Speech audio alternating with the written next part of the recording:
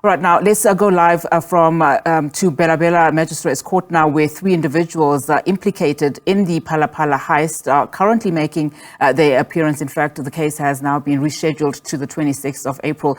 Let's just get an understanding of what transpired there with our reporter, Pimani Baloyi, for the latest. Pimani, thank you so much for your time. Just talk to us about, the latest that came out of that case. We understand, of course, accused number one has been remanded behind bars.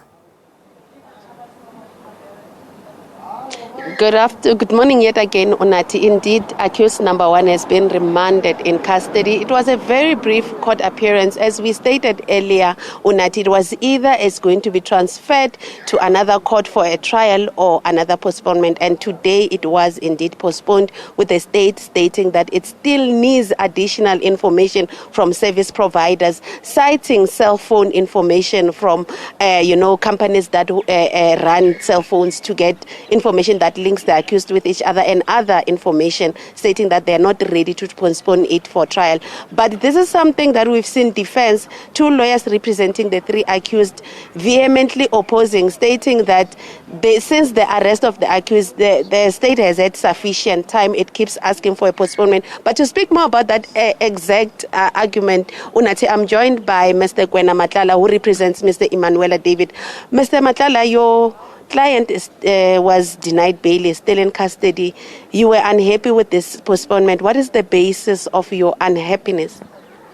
Thank you. The basis of our argument is that the state has been given enough time to gather whatever information they needed.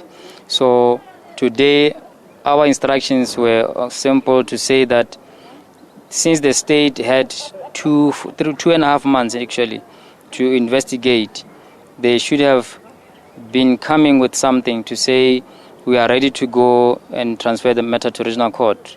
What we expected basically is that the matter was supposed to be postponed for regional court date, but knowing what they say is the complexity of the matter, they needed further evidence. But our contention is that this should be a last postponement for them to receive whatever information that they need. And then once they receive it, we can postpone for regional court date, or may even transfer it if it's possible to transfer it. You were speaking about transferring to another court, the regional court, for the trial. Let's talk about your readiness to defend your client as this trial will be scheduled to start at any point. How ready are you? Are you confident that you'll be able to mount a defense that might get him maybe possibly acquitted? At this point in time, only having our side of the story. So we're still having to get the contents of the docket.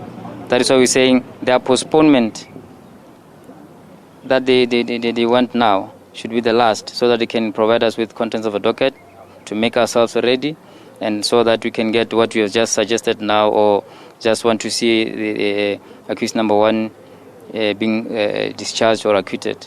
So that is basically what we're waiting for. Just let them finish.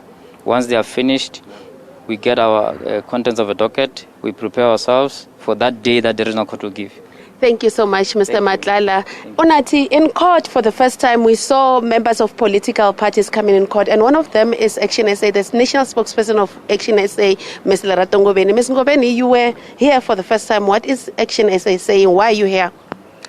Well, this matter is a matter of national interest. As public servants and as people who are representing communities and constituencies, it is important as citizens of this country to know about a matter that is implicating the residents of the first citizen of this country. And so the president of our country is running up for re-election in May. And so we need to know whether the issues that are implicated in this matter, whether they do concern the president, and if the president has a case to answer. That is an important thing, because the monies that were found in the president's residence were never declared. And as a public servant, he's the first citizen as a public servant who is supposed to declare his interests. All of us, I'm in public office myself. Any interest that I have to declare we have to declare for integrity purposes. Thank you so much, Ms. Ngobeni. Due to time, I'm going to have to wrap it there. Ms. Ngobeni from Action SA is saying that they are doing their state duty to hold the president accountable as they come to this court appearance. Unati, I'm going to have to hand back to you now. Pimani, thank you so much for that update.